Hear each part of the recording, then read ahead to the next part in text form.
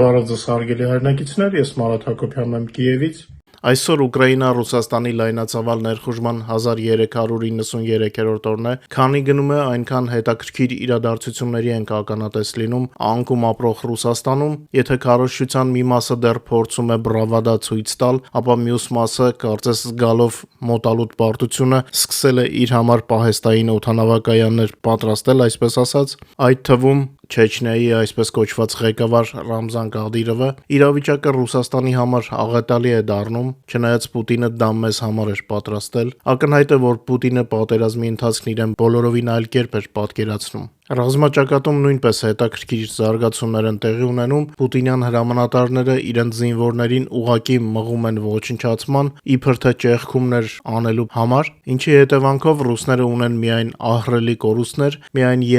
1 օրվա ընթացքում ռուսները կորցրել են 1730 զինվոր, տպավորությունը, թե Պուտինը ցանկանում է իր հետ միասին ոչնչացնել ողջ Ռուսաստանը։ Արդեն ակնհայտ է, որ ռուսական բանակը ոչինչ չի կարող անել Ուկրաինայի կողմից պուտինյան տնտեսության կարևոր օբյեկտներին աճող հարվածների դեմ, ուկրաինական հարվածները ստրատեգիական եւ տնտեսական օբյեկտներին գնալով աճում են, պուտինյան բանակը, ինչպես իսկական վախկոտներ, փորձում են իրենց զայրույթը թափել խաղաղ ուկրաինացիների վրա, բայց դրանով միայն ավելի են միավորում ուկրաինացիներին, իսկ Զելենսկու ռեյտինգը գնալով աճում է։ Չորեքշաբթի գիշերը ուկրաինական բանակը նոր հաջող հարվածներ է հասցրել Ռուսաստանի ռազմարդյունաբերական համալիրի եւ նավթավերամշակման ոլորտի ռազմավարական օբյեկտներին, միևնույն ժամանակ արտաքին քաղաքական դաշտում Եվրոմիություն ներթափանցած կամ ներթափանցել փորձող պուտինյան պահածոները տարօրինակ գործողություններ են անում, կարելի ասել թփրտում են, բայց ընդհանրապես նրանց արածը օդ պղտորել է։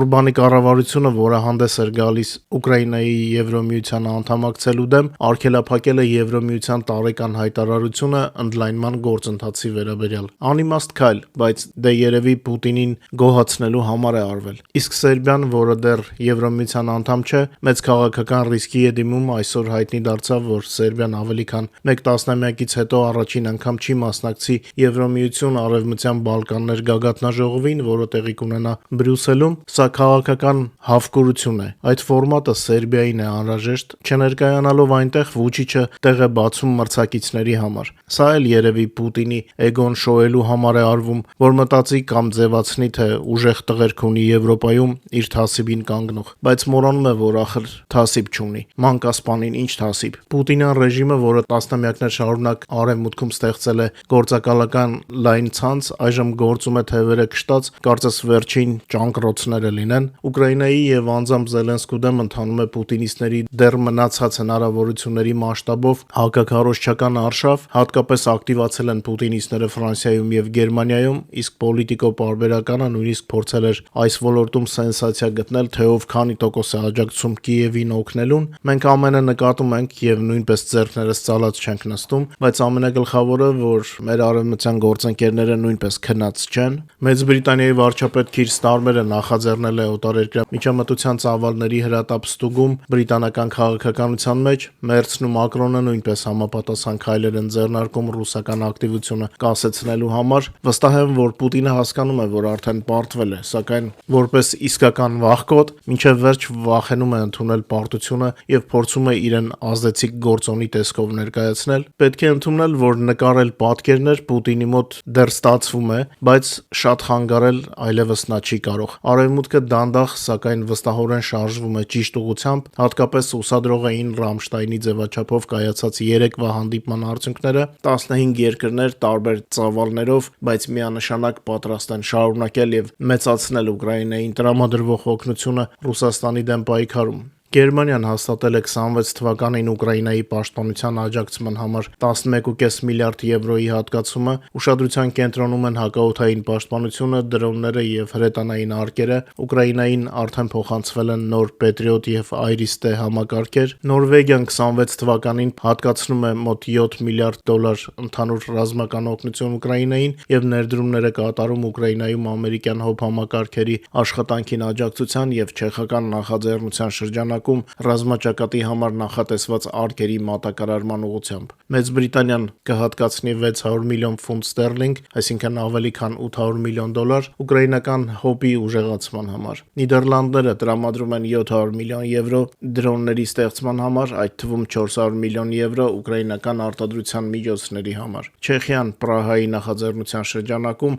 արդեն ֆինանսավորել է 26 թվականի համար 760,000 հրետանային արկերի մատակարարումը։ Ներդրումները տարբեր են, յուրաքանչյուր երկիր օգնություն է հատկացնում իր հնարավորությունների սահմաններում։ Կանադա, Չեռնոգորիա, Դանիա, Նոր Զելանդիա, Լեհաստան, Պորտուգալիա, փոքրիկ Լյուքսեմբուրգը կամ նույնպես փոքր, բայց շատ հպարտ Էստոնիան, Լատվիան եւ Լիտվան, որոնք իրենք էլ են գտնվում ռուսական ներխուժման սպառնալիքի տակ, բայց հպարտորեն աջակցում են Ուկրաինային։ Այսպես պատմություն է գրվում եւ սերունդները հպարտանալու բան կունենան։ Մինչ մեր հաղորդման մյուս թեմաներին եւ առաջնագծի լուրերին անցնելը, խնդրում եմ օգտագործել YouTube-ի գործիքները մեր եթերի առաջխաղացմանը խթանելու համար։ Խնդրում եմ լայքեք եւ եթե հնարավոր է կիսվեք մեր հեռարձակմամբ սոցիալական ցանցերում։ Հիշեցնեմ նաեւ, որ օրը 24 ժամ կարող եք տեղեկանալ Ուկրաինայի եւ Ուկրաինայի շուրջ նորություններից մեր Telegram-յան ալիքից։ QR կոդը ձեր էկրաններին է, ովքեր դեռ բաժանորդագրված չեն, բաժանորդագրվեք։ Շատ ոգևորիչ կադրեր ունենք։ Ռամշտայնի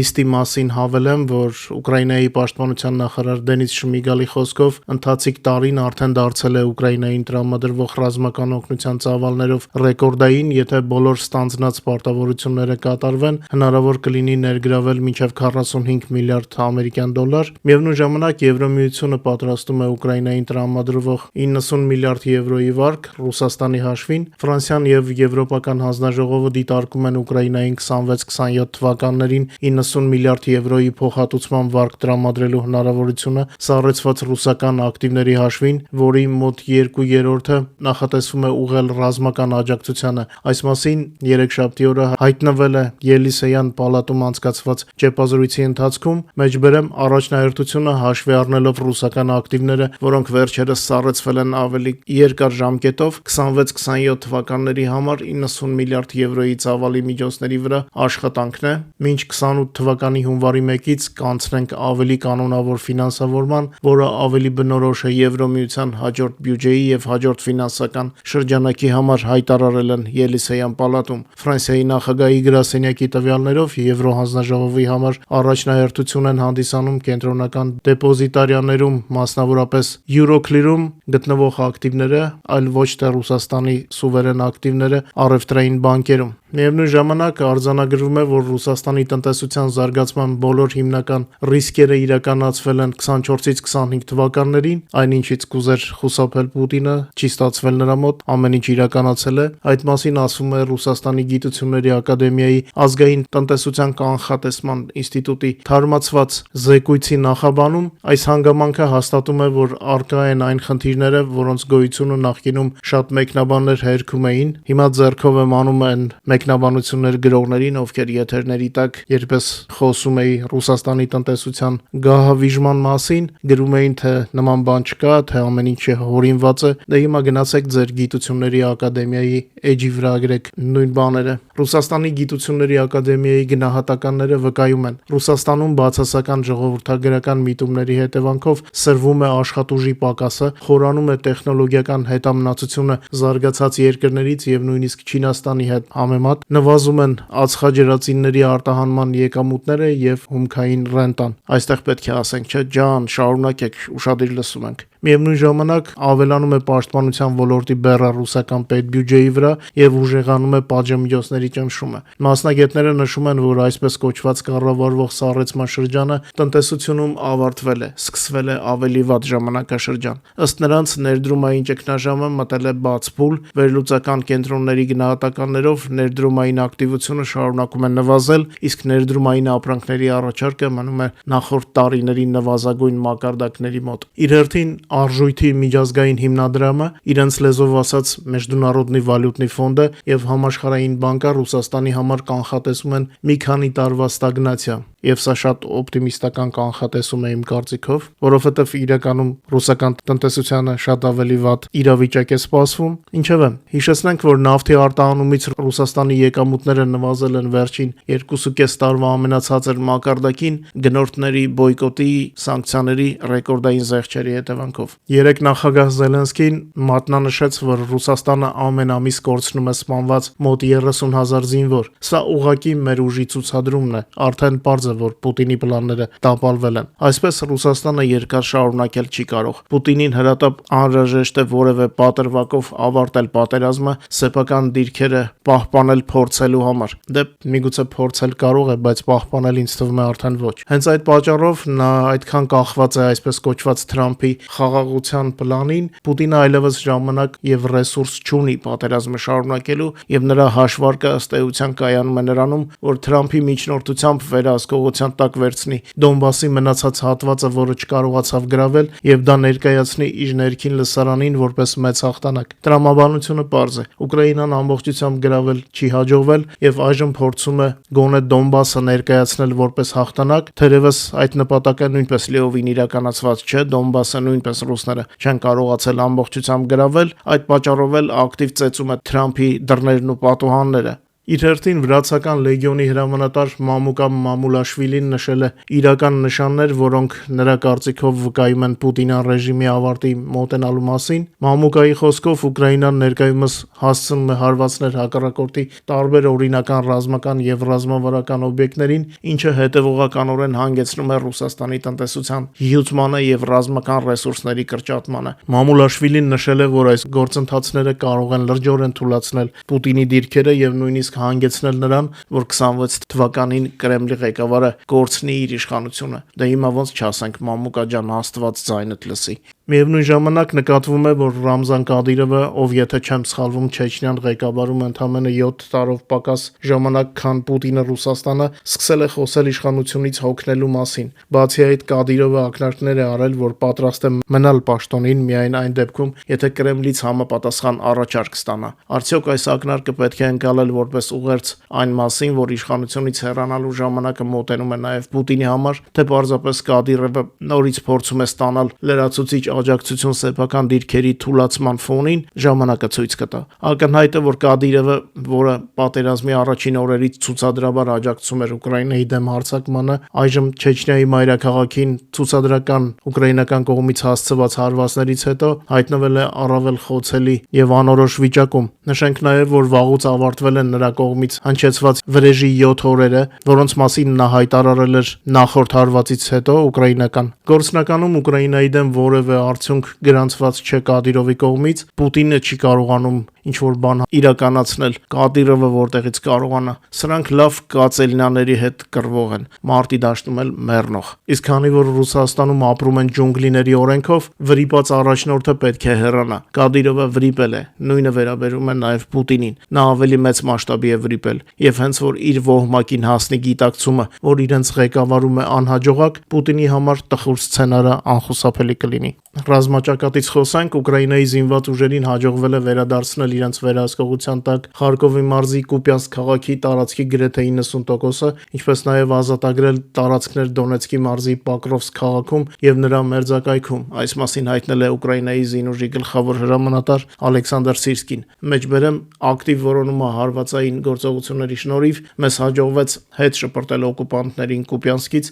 եւ վերահսկողության տակ վերցնել քաղաքի տարածքի գրեթե 90%-ը, նշել է գլխավոր հրամանատարը։ Ուկրաինական ստորաբաժանումները պահպանում են պաշտպանությունը եւ նախաձեռնությունը իրենց ձեռքն են վերցնում նաեւ Պոկրովսկում։ Հակահարձակողական գործողությունների արդյունքում վերադարձվել է վերահսկողությունը քաղաքի հյուսիսային հատվածում գտնվող 16 քառակուսի կիլոմետր տարածքի նկատմամբ, բացի այդ ազատագրվել է եւս 56 քառակուսի կիլոմետր տարածք Պոկրովսկից արևմուտք գտնվող Գրիշինը, Կատլինե եւ Ուդաչնե բնակավայրերի շրջաններում, հայտնել է Սիրսկին։ Նրա խոսքով, չնայած զգալի կորուստներին, ռուսական բանակը չի հրաժարվում հարձակողական գործողությունները շարունակելու մտադրությունից, թեև այդպես էլ չի կարողանում հասնել նշանակալի օպերատիվ հաջողությունների։ Վերջին 24 ժամվա ընթացքում ռազմաճակատում գրանցվել է 278 մարտական բախում, երեկվա 151-ի դիմաց գրեթե 2 անգամ ավելի շատ։ Անցած մեկ օրվա ընթացքում Ռուսաստանի օկուպացիոն բանակը Ուկրաինայում կորցրել է